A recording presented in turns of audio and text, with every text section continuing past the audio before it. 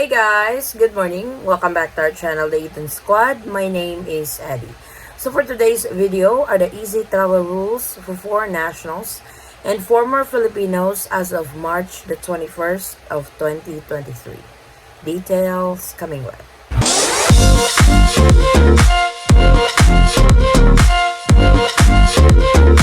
So to all inbound travelers to the Philippines, particularly for foreign nationals entering as a tourist, 13A SRRV or a 9A visa, as well as former Filipinos or Balikbayans, here are some of the important travel rules to the Philippines as of this month. Let's start with the proof of vaccination. So for the proof of vaccination, you need your vaccination card or vaccination certificate. Exemptions not applicable to children below 15 years old.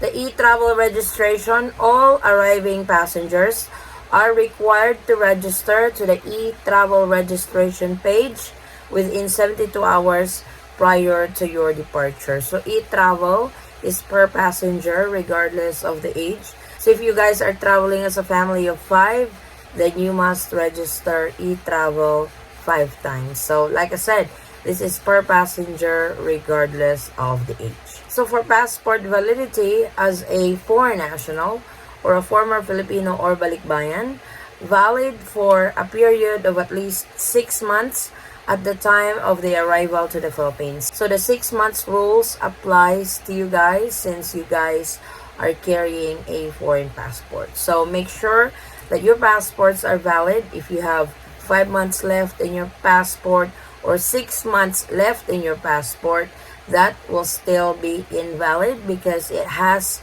to be at least 6 months when you arrive in the Philippines. So before booking the ticket, check your passports for the validity because this is an instant denial to board the aircraft when you have less than 6 months in your passport. Travel insurance, I get this question a lot. So for travel insurance, this has become optional a long time ago. So that is still up to you if you still want to purchase travel insurance. I highly suggest you do, especially as a foreign national traveling to the Philippines. And make sure to get insurance, travel insurance, that would cover you just in case you get sick over here, you get hospitalized over here. Insurance that will pay for your medication. Not only that, this should cover also when it comes to flight cancellation, loss of luggages, and stuff like that. So I highly suggest if you guys can spare, get travel insurance. But like I said, this is not required. This is not mandatory anymore. This is optional. For COVID-19 test exemptions, booster shots are not required, are not mandatory to all inbound travelers to the Philippines. For below 15, minors will follow the parents' vaccination status. So if you guys have kids who are 15 years old and below and both of you or either one of you are fully vaccinated, then that's what's going to be followed by your kids. Still under COVID-19 test exemption, must receive second dose or single dose vaccine for more than 14 days prior to departure from the country of origin. So if you guys got the Pfizer, you should have 2 doses of it. If you got the J&J, you should have the single dose of it. That is how they will determine if you are fully vaccinated. It must be more than 14 days since you got the second dose or the single dose of COVID-19. Travelers must possess and present any accepted proof of vaccination. Right now, any proof of vaccination is accepted in the Philippines, unlike before that it has to have, they have a certain requirement that this is accepted with reciprocal agreement. So that does not exist anymore. And also I get this question a lot that, hey Miss Addie, I got vaccinated last year, or hey Miss Addie, I got vaccinated 1 year ago. Will I still be allowed to enter the Philippines as a foreign national or a former Filipino? The answer to that is yes, because the IATF or the DOH or the Philippine government itself did not really lay out any law that your vaccine should be valid for a particular period. So the only requirement they have to be fully vaccinated is that you have received the second dose for the 2-dose series of COVID-19 more than 14 days prior to your departure from your country of origin, or you have received the single dose, which is the J&J only COVID-19 vaccine more than 14 days prior to your departure. For unvaccinated travelers to the Philippines, for foreign nationals and former Filipinos, you must present a negative antigen test within 24 hours prior to your departure. So please be careful on this, because as the IATF states or the DOH states, you guys can do your antigen from your country of origin, or you can do it when you arrive in the Philippines. The conflict that is are the airlines, because there are airlines, or actually majority of them, will ask for the negative antigen test result when you are checking in, and this should be within 24 hours prior to your departure. So I guess it's their discretion that they ask for it. Like for example, Philippine Airlines, that's the number one thing they ask if you are flying unvaccinated. I've also heard Korean Air is doing it. So make sure if you are flying to the Philippines as an unvaccinated inbound traveler, get tested before you leave your country of origin. This is actually an advantage on your part. That way you will know the result of your COVID-19 test. Because if the airline will let you board without the negative antigen test, and you will be tested when you arrive in the Philippines, what if it tests positive? Then you will have to undergo quarantine. That is 14 days quarantine. So this is just a heads up to those who are unvaccinated, because this is required by the Philippine government before you are allowed entry into the Philippines. Get tested from your country of origin.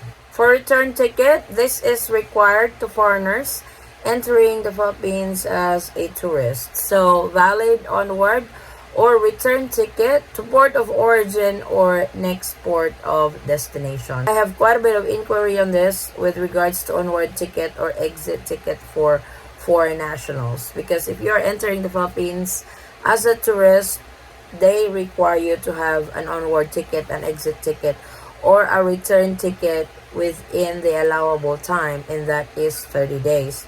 And the questions I get is that, hey, Miss Addie, what if I'm staying there 45 days? What if I'm staying there 60 days? And I book a return ticket within that time, which is more than the allowable time a foreign tourist can stay in the Philippines. And besides, I will be applying for an extension of my visa while staying in the Philippines. So it's really hard to tell, because this is all about the airline. It's the airline that checks you guys during boarding. There are some travelers who have booked their flights or who have booked their tickets, round trip tickets for 60 days, and they were not even asked for an onward ticket or an exit ticket less than 30 days. But there are some who were asked that, hey, your return ticket is in 60 days. You will have to have a different ticket or an onward ticket, exit ticket to your next port of destination, because that is what the Philippine law says. So it's really hard to tell when they will ask for it, because I've heard some were not asked. I've also heard some were asked. There are exemptions to the rule to this, that you can book a one-way ticket actually. And these are for 13A visa holder, former Filipinos or Balikbayans, SRRV, and those foreign nationals entering the Philippines with their Filipino wife or dual citizen wife or former Filipino wife. So the only category that requires a return, exit, or throwaway ticket are foreign nationals entering as a tourist.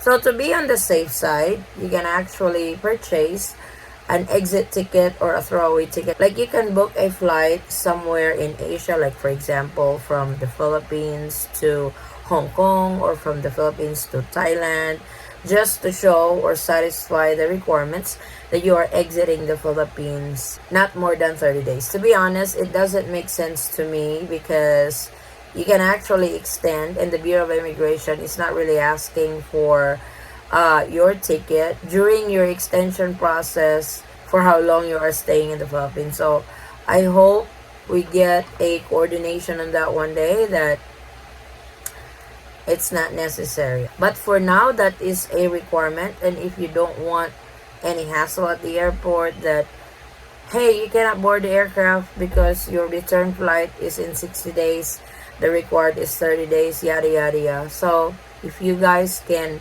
just spare, or if you want to take the risk of still boarding without the exit or throwaway ticket, especially if you are staying in the Philippines longer than 30 days, then that's really up to you guys. But this is my suggestion. For former Filipinos to be exempted from the return ticket, because you former Filipinos are actually under the foreign nationals category, to be exempted, you can present any of the following: your old or expired Philippine passport, or your PSA issued birth certificate, your Philippine birth certificate, or if you have a previous Balikbayan stamp in your passport when you went home the Philippines the last time. So if you guys have any one of this, that will exempt you from the round trip ticket, or you guys can actually purchase a one-way ticket and you will be granted 1-year visa upon arrival into the Philippines.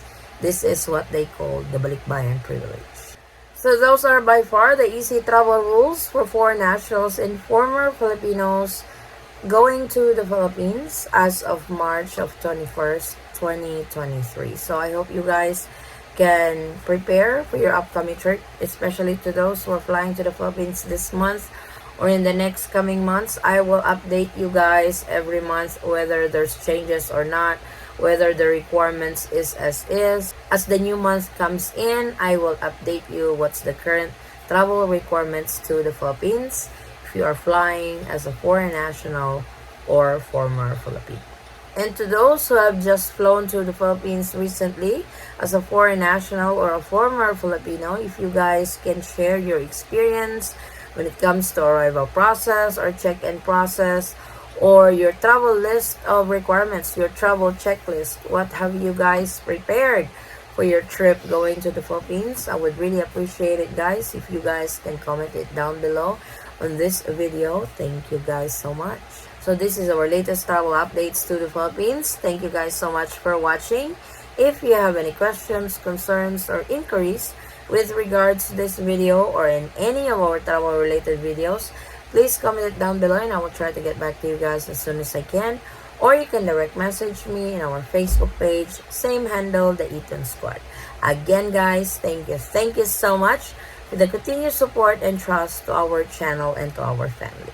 I hope to see you on our next travel update. Stay safe, stay healthy, and God bless everyone.